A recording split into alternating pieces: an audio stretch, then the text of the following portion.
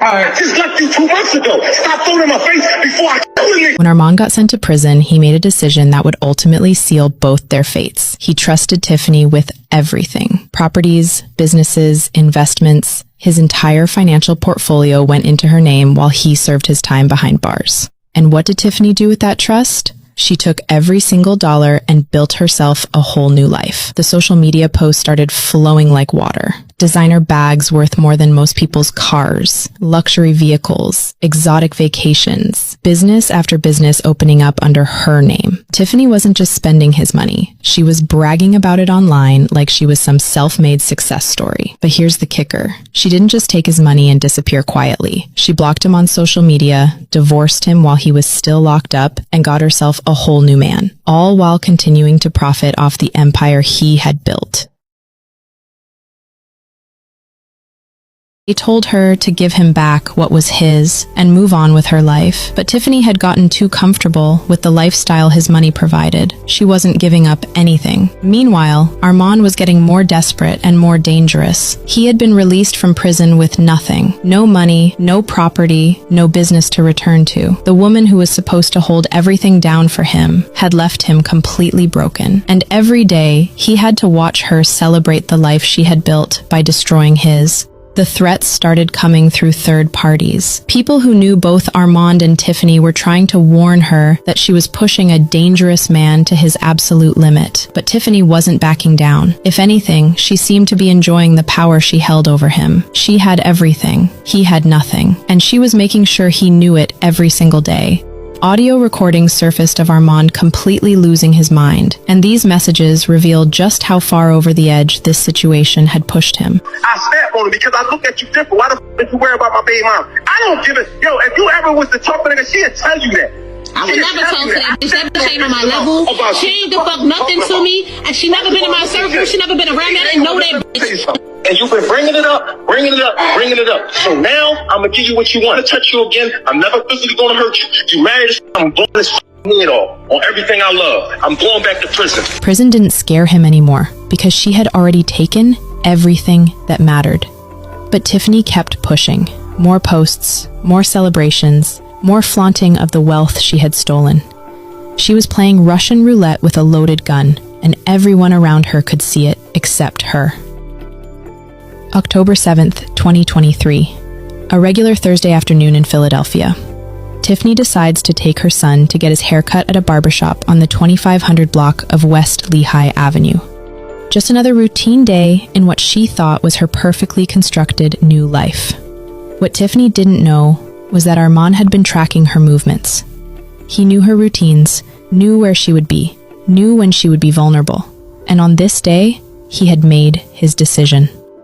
Around 1:45 p.m., witnesses inside the barbershop noticed a man walk through the front door.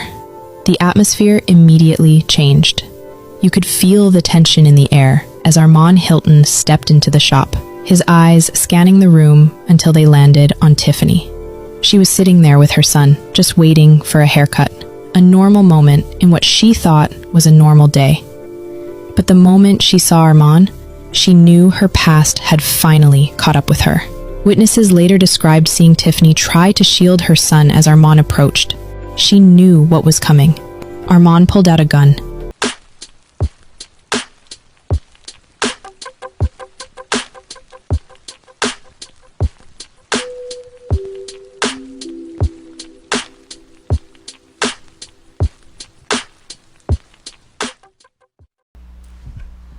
Yo, so we back in here for another edition of F-ya-Motha, and it stopped short of actually saying what happened, but he gunned her down. In the words of Tommy Sotomayor, play stupid games, win stupid prizes.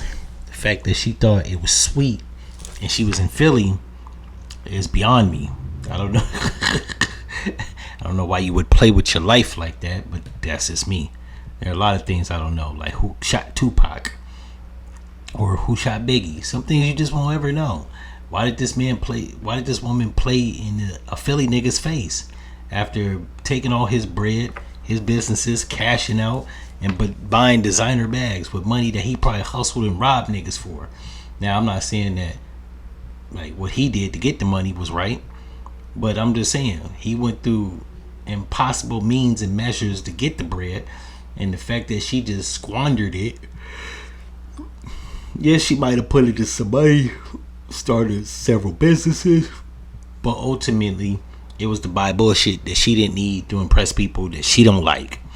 And yeah, this is all tragic for everybody involved. The kids, him, her. He went back to jail. She went to the grave. The kids are now fatherless and motherless. Like, there's a bunch of stupidness. This is things that could be avoided. But what I know, I'm just a nigga from Ohio. What I will say is that she played a stupid game. She won a stupid prize. And I watched this video several times. Yeah, I kind of didn't feel bad. Like, upon listening to it, I knew where it was headed. And when it ended, I subsequently watched the whole entire video. I don't know why Twitter only had this little snippet up, but when I watched in further detail, he shot her several times. Not a bullet grazed the kid. So, yeah, this is all around tragic for everybody involved. Her, him, like, but judging by her pictures, she looked like she was late 30s, early 40s. Ma'am, you knew what the hell you was dealing with. You played with the wrong man, and she was playing in that man's face. You know what I mean? So, hey, that's how the cookie crumbles. I'm not saying it's right. It's dead wrong what he did, but like the narrator said, he pushed the man to his absolute worst, took his bread. Us as men, usually we let a lot of shit slide, right? But when you take our money, and then not only that, taunt us, he probably would have let her live. Like, he probably wouldn't have took it to that extreme, but she was taunting him. And like I said, play stupid games, win a stupid prize. She won the ultimate prize. Now she's with Jesus. In any event, if y'all like this episode, like, comment, and subscribe, and is out. No one's ready to do